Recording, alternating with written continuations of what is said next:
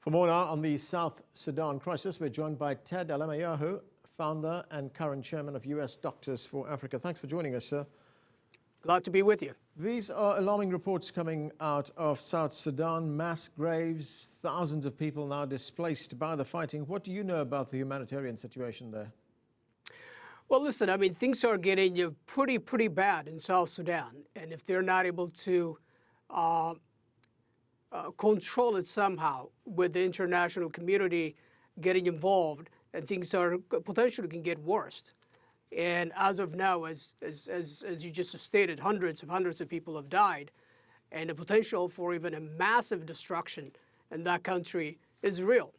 And so it's imperative for these two political leaders to get together and come up with some kind of consensus, and therefore the innocent people who otherwise have nothing to do with the political struggle that's going on in that country, their lives are saved, and the country doesn't necessarily have to face this sort of destruction. One of the things we've been hearing over the past 24 hours is that thousands of people have been displaced by the fighting. Do you know how they're being accommodated and whether aid supplies are getting through to them? Well, obviously, the United Nations and other humanitarian organizations who are currently on the ground are providing some assistance. And I don't know in detail as far as the number of people are being sheltered or fed or medical treatments being provided to them, because the situation is quite dangerous, as you know. And unless some kind of calm or some calm situation is not permitting humanitarian agencies to be engaged on the ground, it's going to be quite difficult. But once again, it really comes down to these two leadership to come together and really figure out how best to resolve their differences instead of really putting everyone at risk at this stage, which is quite unfortunate. In addition to that, really, quite honestly, South Sudan does not need another war.